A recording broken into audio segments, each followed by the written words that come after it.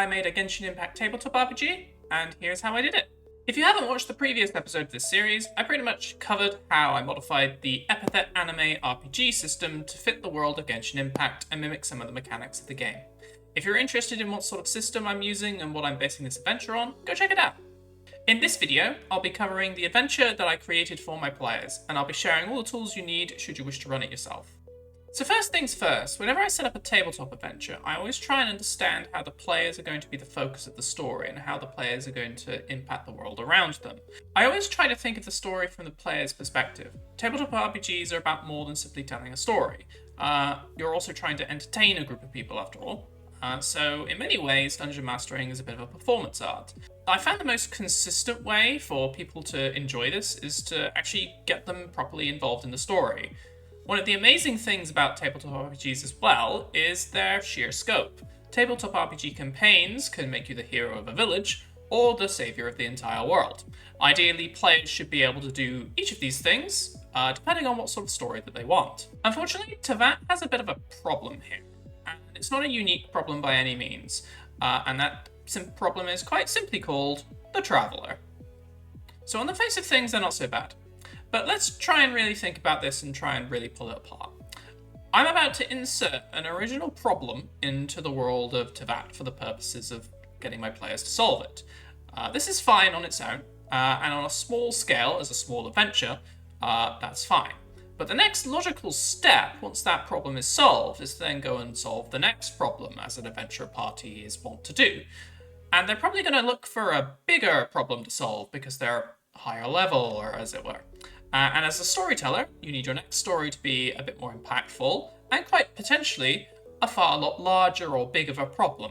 This inevitably will end up with the players running into one of the many themes or many regional or world plots which running through Teyvat.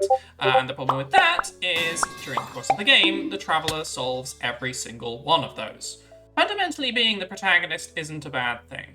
But the existence of the Traveller and Paimon mean I don't really have too much room to maneuver when it comes to writing a plot which can have any impact or big effect on the world around the players.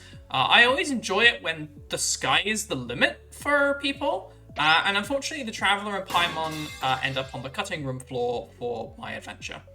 Also, when discussing this with my players, they all came to the united conclusion that they hate Paimon, so yeah, that might have factored into my thinking. This unfortunately creates a bit of a narrative inconsistency. The Traveller is the one who goes around and solves all the world's problems, so I had to write around their absence with a few crafty edits. This means, inevitably, I ended up writing a bit more of an adaptation to fit my adventure, to make it a bit more friendly for my players, rather than a faithful recreation of Teyvat. As far as I'm concerned, that's okay. But if you're interested in running this adventure for yourself, you're more than welcome to change any of the little edits which I have made. They are fundamentally cosmetic and just allow for a bit more of a scope creep when thinking about the next adventure. Initially, after all, I was actually just quite happy to ignore the existence of the Traveller and work around it. However, the adventure was sort of a resounding success with my players, and they really wanted a sequel. And unfortunately with that, I sort of had to expand the scope for the next adventure, and having him around made things a little bit awkward. So establishing that the Traveller does not exist early is just something I want to set a precedence for. The next big problem was that my players knew nothing about Genshin Impact. Now there's two schools of thought about how to deal with this problem. The first is that you simply explain everything to people, and I've had mixed results with this in the past. Coming up with your own world building and explaining it to players at a session 0 can be a little bit rough, even if it can be sometimes necessary. I'm sure it can also be a little bit off-putting sometimes to have an entire research task dedicated to figuring out what you want to play, when all you want to do is rock up to a table and play a cool character. This can be fine if you're used to playing RPGs which need a lot of setup, with a lot of pre-built relationships, as it were, but this can be a little bit jarring to some. When I made this, we all wanted a quick, fun adventure to play with room to expand if we really enjoyed ourselves. Besides that, you have the task of integrating the player's ideas into the world and working out some of the sort of backstory which fits the narrative, and then bending the narrative around their input. This can be a really engaging and fun way of investing your players into the world, but when they don't outright know anything about the world to begin with, you can get a serious case of tonal clash or even just outright retcons being required. The second solution is the one that I went with, which is to simply not deal with this problem at all. Hand-waving a character's backstory probably isn't the best way to get a lot of role players to get on board, but given this is an anime-inspired campaign, it lets me step into one of my favorite anime tropes, the Isekai. So yeah, I made the adventure in Isekai. This gets around my players not really knowing anything about Genshin Impact, and it allows me to introduce them to the world at a nice, comfortable pace. I fill in the blanks when needed, and this gives an additional dimension to the characters to play around with.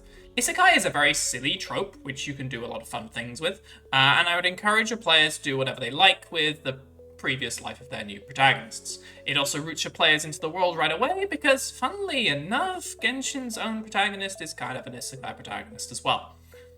So whatever your players were before, they are now in the world of Teyvat, in a new body and with new special powers. And thus begins the start of the adventure of Isekai Tabletop, Shadows of Sumeru, the first adventure in a 3-part series.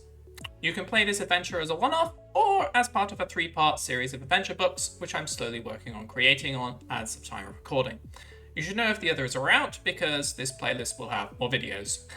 I cover the introduction of the characters as well as everything that happens afterwards and a bit more thoroughly in the PDF that I have produced. This should contain everything that you ever need if you want to play this adventure. You can find the source of this PDF in the video description. I formatted this PDF like an adventure book, which should hopefully provide you as a DM with all the tools that you need to tell your associated story. Essentially, after the players arrive in Teyvat, they are full of questions. Most importantly, how did they get here? Why are they here? And they might even be asking how they can get back. They've just been displaced after their untimely demise in their old world, so naturally they'll be seeking answers to a few questions. Fortunately for them, they have appeared in Sumeru, the nation of wisdom, and they are on a quest to track down Nahida, the local god of wisdom, to find the answers to those questions. Of course, there's a few hiccups along the way and a handful of side quests and interactions to immerse your players in. Every enemy and character that appears, or can appear in one of the combat scenarios, is started up and playable out of the box with the Epithet system. Speaking of VTT, the PDF also contains all the battle maps that you'll need to run the adventure, as well as side missions. There's also high-resolution images provided of these maps for convenience. I've also provided annotated versions in the PDF that shows you roughly how to set them out for your scenarios. I'm not the best map maker in the world, but I think they came out pretty solidly. And if you're not particularly interested in running this adventure, then hey, free maps. Feel free to use them for your own adventures. I really don't mind. If you yourself don't know anything about Genshin Impact, I've included some lore explainers for you. At the very least, you know what's going on. They're meant to serve as research aid and to clarify any changes that I've made to Genshin Impact canon to better suit the narrative of Isekai Tabletop. As I mentioned earlier, Isekai Tabletop is an adaptation for the tabletop, which places your characters in the role of the main protagonists of the series. So there's a few subtle changes I've made to make for a bit more of a punchier, more consistent, and definitely a shorter narrative as well. I won't go into much more detail of the adventure to keep this video reasonably spoiler-free, but rest assured there's at least 3 to 4 sessions of content crammed into the PDF, with optional side content making up another 1 or 2 sessions or so. Of course, this depends on how fast you play, how much roleplay you do, and how long your sessions are, so these numbers should be taken with a bit of a grain of salt. You'll also need the free online rules for the Epithet Anime campaign to play. I'll leave a link in the video description. I've also included some optional rules in the PDF to mimic Genshin Impact's mechanics, namely elemental reactions. So that is everything. If you have any questions about this adventure, feel free to post a comment. I'll be more than happy to help clarify anything. It's my first time putting together a full adventure book, so I'd love any feedback and suggestions on how to improve for the future. In the meantime, I'll be putting together the sequel of Shadows of Sumeru, which will be Isekai Tabletop, Secrets of Enkanomiya, which is a much larger adventure set directly after this one. For now, though, that's all from me, so take care. I hope you enjoy the read, and if you like this video, please drop me a like. I'd appreciate it. And if you want to stay tuned for the release of the sequel, consider subscribing as well.